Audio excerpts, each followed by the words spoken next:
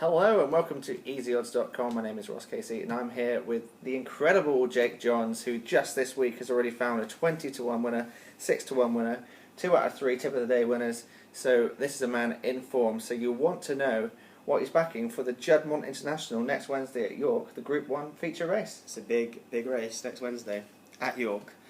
Okay, so time test has been withdrawn, which is a bit disappointing. He seems to be withdrawn pretty much every single race for different reasons. Usually it's the ground, because usually he only goes on fast ground. He's been running on ground that's been too soft quite a lot of his career. When he goes on fast ground, it's pretty much unbeatable. I think he's actually unbeaten over 10 furlongs, but he can't come any.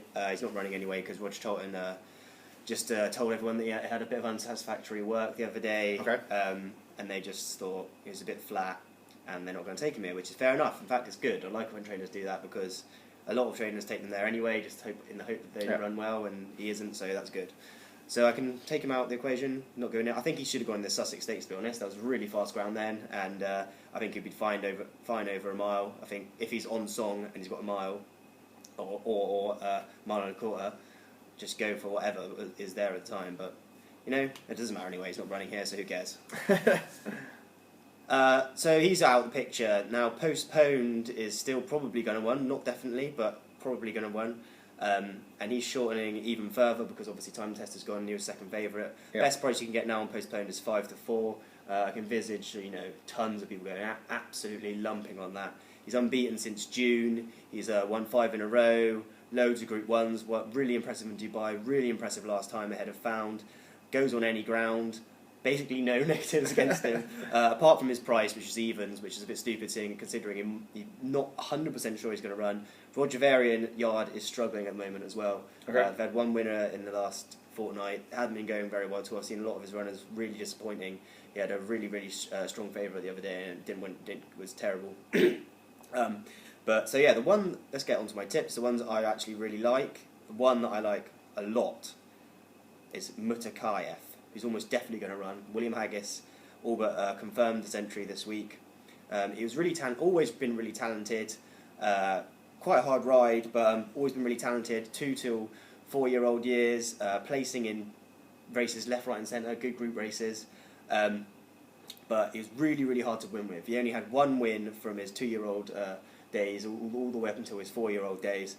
And but since his 4-year-old days he was gelded, and he'd gone from a horse of potential to a horse just absolutely shown that potential. Absolute monster.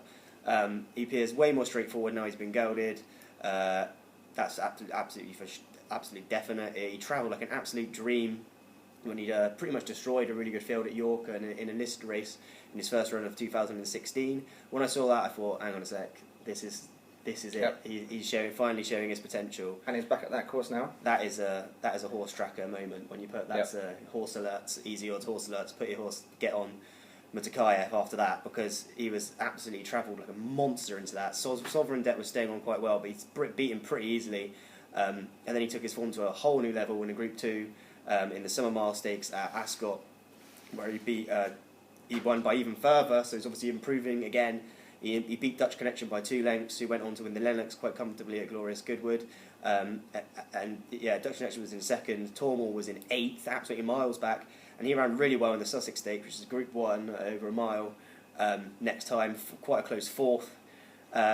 In the past, this 10 furlongs you might have thought, he appeared not to get it, but I don't think he didn't get it. I think it was just, he's a different animal now. Basically, he's a completely different horse, pretty much. I'd say. I mean, it's like he's going into a 3-year-old just because he's completely improved so much that I honestly think I've said before that I think he's a Group 1 horse in the making, especially after that Group 2 victory in the Summer Mile Stakes.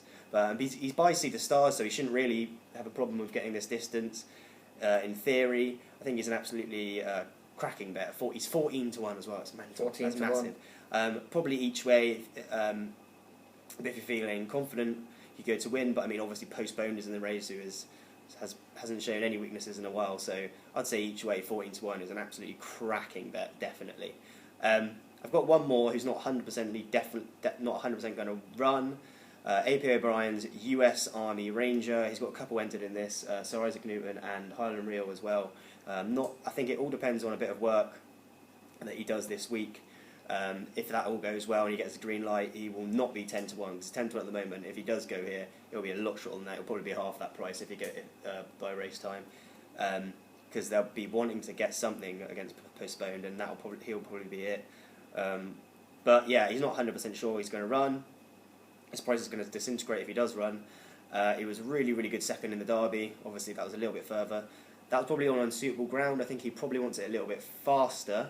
And he came from pretty far back as well, given an odd ride by Ryan Moore. Got quite a lot of hate for that ride, but I don't know. I don't think it was that bad a ride. And I would argue that he wasn't gaining at the line anyway. Harzan was kind of always pulling out a little bit more. But the improvement that he showed from his absolutely shocking Chester run to that run, the Chester run where Port Douglas should have won, basically, that's just AP O'Brien just said, you're not going to win that race. It doesn't matter, I don't care. US Army Rangers win this race no matter what, but we shouldn't have won. And the improvement he showed from that to his Derby, it was absolutely mental. I mean, he's obviously he's still growing. He's going to improve a lot. He's going to come on buckets for that Derby run as well. He could be unbelievably good. Should improve for the better ground as well. He's so well bred by Galileo and out of a Group 1 winning mare. He might want a little bit further in time, but he should be fine over this distance. Absolutely fine. He's still available at 10 to 1 at the moment, so I'm willing to kind of risk the fact that he might not run and the fact that he might be a bit better a bit further in time. But the steep trajectory of his improvement is just kind of swayed me towards thinking each way bet on him is good as well. But yeah, Mutakayev, definitely. US Army Ranger might not run, but still a good price at 10 to 1. Won't be that price if he does go here. Brilliant stuff. So yeah, again, Jake proves that you don't always have to back the favourite to get the best value in horse racing. Never a good idea to always run with the field.